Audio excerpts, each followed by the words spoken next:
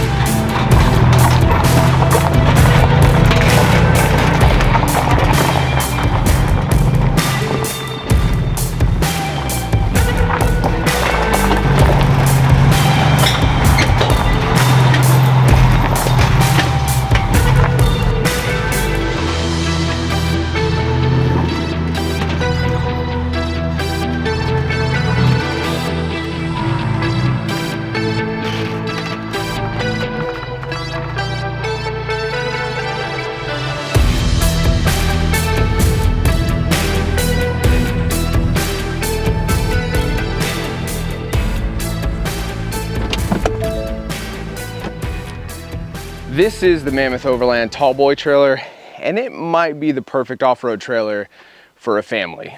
My family and I, including my dogs, have spent a few nights in this thing, and it worked beautifully for a family of 3 with 2 80-pound dogs. So I am lucky enough to have gotten my hands on this, one of the first people outside of Mammoth to actually take it out and test it. And I wanted to show you guys around and show you what it's all about and kind of introduce you, if you haven't seen it, to the Mammoth Tallboy. So let's first talk about what this thing was built for. This is built to get you and your family as far away from civilization as possible and to be able to be self-sufficient for as long as possible. Now there's a couple things that enable you to be able to do that, and we'll start with the hitch receiver. So this is a lock and roll hitch receiver, meaning it has 3 points where it pivots, allowing the trailer to articulate completely separately from the vehicle itself. So if the Bronco is tilted one way, the trailer can tilt the other, you know, if you're going through like moguls or something like that, and it does not affect the handling characteristics of the Bronco at all. Like, you cannot tell that there's a trailer behind you because of that. Next, you have 33-inch tires, and with that comes with a 2-inch lift. So this has over 21 inches of ground clearance. Add these rock sliders right here, and underneath is a full steel frame. I haven't been able to find anything that's high enough to actually get this thing caught up on. Plenty of ground clearance. The tires are great. Having 2 on each side helps distribute the weight a little more. So it feels really, really good while towing. But I want to get into that a little bit later. So the 33-inch tires are BF Goodrich KO2s. But the suspension on this thing is the Timbren 5200 HDs. And these wheels are completely independent of one another. There's no axle connecting one side to the other. And they have the ability to move around and kind of do what they need to do without influence from the other side. These also have electronic brakes on it, which can be controlled by a brake controller in the vehicle. Next thing you'll see is this wall of accessories. You have 2 spare tires, some max tracks up there, a shovel, a high lift jack, an axe. This is where your propane is mounted, as well as a little Rotopax storage container. You can climb up on the roof and you can put 1,000 pounds up there. Also up there, as you can see, the 230270 awning. So if you didn't know, I had a Mammoth Overland HV trailer, and one of my complaints with it was where the kitchen swung out, the hatch didn't fully cover it. And so I ended up cooking in the rain a couple times. This completely covers the kitchen, so that's not a concern with this. And speaking of the kitchen, this is one of my favorite parts of the trailer. I got way too excited when I saw this the first time. How cool is that? So the HV has a very similar kitchen setup, but it's in the back. This is super cool. So you got your sink here, which is hooked up to the hot water tank that sits right in there. You have your 2-burner propane stove, and then I believe this is a 40-liter fridge. It's a single zone, so you can't keep any frozen items in there unless you want it all to be frozen. But this is what you have for the kitchen. But the tall boy has another party piece to give you a little bit more room while you're cooking. So right behind the kitchen is this table right here. This is a super awesome space. We've used this for prepping meals and dishing meals up.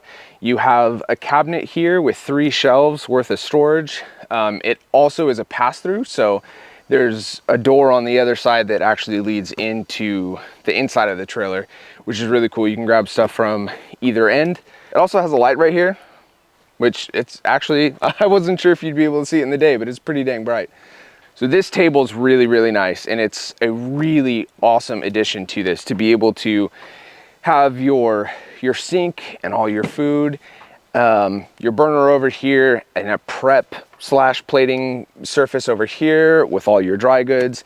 It's all where you need it to be, and it's freaking awesome. I really, really like the way they thought this out and set it up. The only thing I will say is this is extremely tall. So when my wife was cooking, she had to use a step stool. I wasn't bothered by it though. It's kind of nice to have it a little higher. Okay, before we go inside, I want to show you the storage underneath this thing. So what you're looking at now is the storage from the kitchen side of the trailer.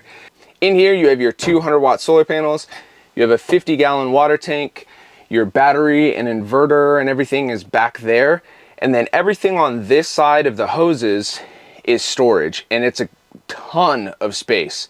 So typically when I go out, I have 2 totes that I take out with me, a camping chair, and a fridge, and that's pretty much it. I like to keep things as minimalistic as possible. So that's all I take out. When I went out with my family, we took a little bit more. So we had those same 2 totes, we had 3 camping chairs, we had my son's bike in here, we had the dog food, we had all sorts of things in here, and it fit in here really easily. It is super, super nice to have this storage that sits, this is the bed right on top of this. So it's really nice to have this storage kind of away from the interior of the trailer, and we definitely utilized it. I think at this point, we should go inside the trailer. Welcome to the inside of the tall boy. So the first thing you'll notice are these bunks right here. The bottom one, my yellow lab slept on the entire trip, and then there's a little footwell at the end of it where we kept sodas and tonic water and like a big water jug and stuff like that. And that was kind of tucked in there and out of the way, which is really nice. Below that, you have even more storage. It's not a ton of storage, and some of the stuff for the awning is kept in here, but it was enough for us to put the dog cots in there, some toys for Luca and stuff like that. This top bunk is not only one of my son's favorite places to play, but it acted as really good storage for us for all of our clothes and stuff like that. So this is kind of where we kept everything. And what's really nice is you're able to remove this netting, so you have easy access to everything. And we could stand here, I'll get to this in a minute, there's a shower over here, but you can shower here, change here, and you have access to everything up here. What this also is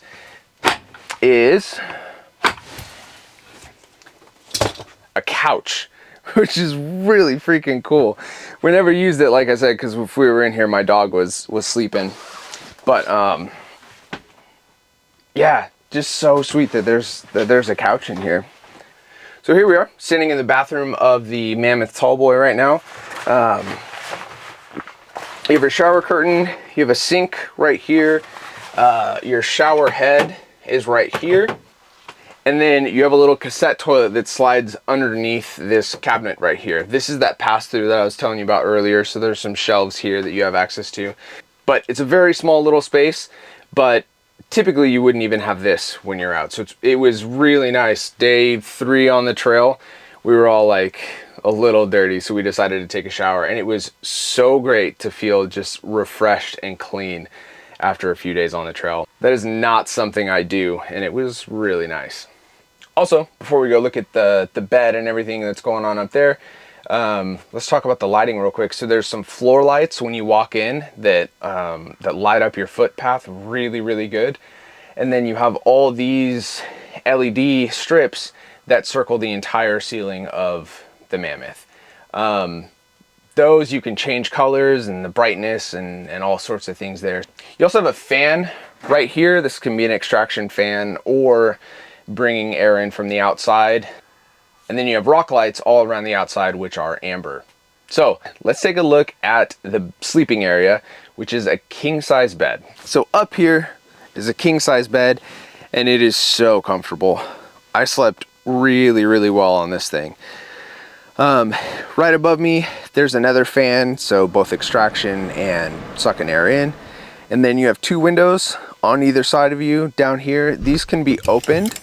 What's really cool about the windows is you can shade it completely, you can pull a screen up, or you can leave it completely open, which is really nice. So when we were on our trip, we were able to open up this window and Luke would be playing up here and we can kind of pass things back and forth with him. Also over here, you have your Dickinson heater, which is a propane heater.